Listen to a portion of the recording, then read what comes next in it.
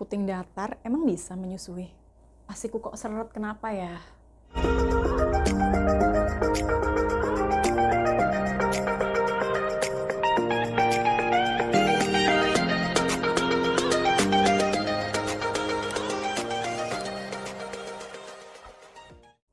Hai, Assalamualaikum. Kembali lagi di channel aku, Mbak Uji. Kali ini aku mau bikin video yang bener-bener share pengalaman aku pribadi ketika aku menyusui waktu anak pertama. Dan ini bener-bener, ya aku berharap sih bisa bermanfaat buat teman-teman yang lagi mengalami hal ini juga, ya. Nah, sesuai dengan judul video aku nih dan thumbnail yang teman-teman lihat ya.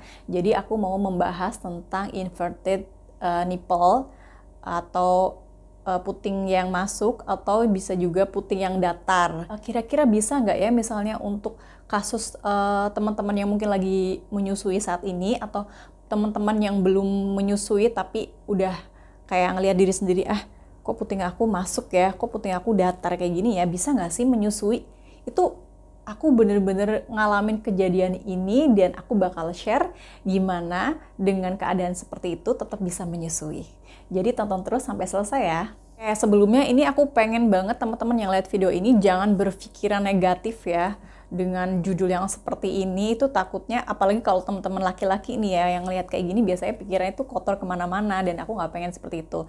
Aku pengen banget teman-teman yang lihat ini tuh sebagai pembelajaran, sebagai kayak sharing dan ayo bareng-bareng cari solusi. Barangkali di pengalaman aku yang ini itu bener-bener ada yang teman-teman yang lagi ngalamin jadi sebuah solusi dan bisa membantu teman-teman juga gitu. Jadi macam-macam puting atau payudara itu ada beberapa macam ya kayak di gambar ini. Yang normalnya itu kan memang puting itu menonjol gitu kan, jadi itu bisa menyusui dengan baik. Nah ada memang perempuan yang keadaannya itu putingnya masuk atau datar gitu. Ada yang datar, ada yang masuk, bahkan masuk gitu kayak masuk ke dalam gitu. Dan aku nih kebetulan mempunyai masalah yang masuk gitu. Yang kanan dan kiri itu yang salah satunya sebelah kiri itu putingnya masuk, sedangkan yang kanan enggak.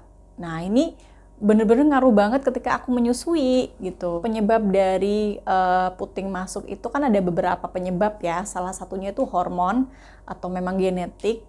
Ada juga kelainan, penyakit dan sebagainya. Nah kalau yang aku sendiri itu kemungkinan karena hormon ya, karena memang dari kecil tuh kayak gitu. Nah kiat-kiat untuk bisa mengatasi puting masuk itu kan ada beberapa kiat ya, ada beberapa cara. Bisa dengan dipijat, bisa dengan nipple shield gitu ya, silikon yang kayak gini. Ada juga yang memakai alat biar putingnya keluar dan lain sebagainya. Jadi pas waktu menyusui itu, anak aku itu kan laki-laki ya, jadi menyusuinya itu kayak apa ya, cepet gitu. Maksudnya belum ada 2 jam udah menyusui lagi. Itu bagian yang kanan itu normal. Dia kalau ketika menyusui bagian kanan, dia anak aku langsung bisa menyusui dengan baik, bisa menyesuaikan dengan baik. Tapi ketika dia di bagian kiri, karena aku mempunyai inverted nipple ataupun puting yang masuk ke dalam, itu bayi aku itu pas waktu mau ditetein gitu, kayak nyari-nyari putingnya gitu, bingung puting karena memang masuk kan. Dan itu harus dipijit dulu biar keluar. Aku juga pernah diajarin sama bidan waktu pas habis lahiran, tapi itu nggak terlalu efektif karena pas dipijit aja pas keluarnya, setelah itu dia masuk lagi. Nah itu bayinya tuh jadi rewel, nangis, dan sedangkan kita sebagai ibu, apalagi ibu baru ya, denger anak nangis tuh kayak langsung pusing, langsung ya udah deh gitu, langsung dipindahin ke sebelah kanan. Akhirnya kayak mau menyerah gitu kan. Pas aku inget banget pas periksa ke kontrol gitu, kontrol ke dokter anak, ceritakan, dok, saya punya puting seperti ini, gimana ya saya tetap bisa menyusui anak saya dua-duanya, nggak cuma kanan aja. Karena kalau misalnya kita menyusui salah satunya aja, itu pasti keadaan payudara kita itu yang satu besar, yang satu kecil, dan itu nggak baik juga. Jadi bisa mengalami kebengkakan juga dan mastitis, dan aku udah pernah juga bahas tentang mastitis di video aku sebelumnya. Dan itu rasanya nggak enak banget. Jadi lebih baik, alangkah baiknya itu ketika kita menyusui adalah kedua payudara gitu. Kalaupun tidak bisa, itu harus dipompa. Nah aku inget banget dokter itu bilang kayak gini, dokternya perempuan, Dia bilang gini, jangan biasain bayi kamu enaknya doang, gitu. Kalau memang keadaan kamu kayak gitu, biasain anak kamu menerima keadaan kamu yang kayak gitu. Jangan biasain enaknya doang. Nah, kata-kata itu tuh, kata-kata dokter itu tuh, memang dokternya agak judes ya, tapi jujur di aku itu bikin kayak motivasi. Iya sih, kita harus berusaha gitu loh. Nah, akhirnya, aku nyoba nih pakai silicone shield yang kayak gini. Jadi ditempelin ke payudara yang putingnya masuk itu. Pertama kita pijet dulu, biar keluarin putingnya. Terus kita tempelin, terus kita susuin ke anak kita, ketetein ke bayi kita. Hasilnya nggak efektif. Justru malah, itu kan nipple shield ya, melindungi gitu. Tapi malah jadi berdarah-darah. Jadi puting aku malah jadi lecet, dan anak aku nggak sabaran karena itu bentuknya karet. Dia malah semakin, walaupun belum ada giginya, bayi aku itu dia malah gigit nipple shield-nya itu sampai puting aku lecet dan berdarah, malah yang keluar jadi darah gitu. Jadi yang diminum sama bayinya malah darah. Dan itu tuh nggak efektif, itu dipakai cuma beberapa kali, gagal, aku langsung nggak pakai lagi. Akhirnya aku pompa kan, jadi biar tetap dua-duanya menghasilkan dan jangan sampai mastitis gitu ya, bengkak. Jadi yang sebelah kiri aku pompa gitu, biar bisa netain langsung, nggak ngandelin pompa. Itu gini caranya. Jadi teman-teman bisa praktekin juga ya, dan ini bener-bener sangat membantu dan worth it banget. Jadi aku tuh pakai pompa ASI. Pompa ASI itu dipompa bagian kiri, jadi bagian puting yang masuk itu kita pompa kan. Nah, ketika dipompa itu kan otomatis putingnya itu keluar ya, putingnya keluar. Nah, pas keluar itu kita langsung tetein ke anak kita, ke bayi kita gitu. Dan lakukan itu terus menerus. Jadi memang harus konsisten. Dan hasil alhamdulillah banget itu tuh berhasil. Jadi ketika udah masuk, aku pompa lagi gitu ya, pompa beberapa pumping gitu, langsung aku tetein ke anak aku. Nah, karena itu sering aku ulang, jadi otomatis putingnya aku itu yang tadinya masuk jadi keluar. Bener-bener kayak udah biasa, dan habis itu alhamdulillah banget aku bisa menyusui anak aku dua-duanya tanpa harus dipompa lagi.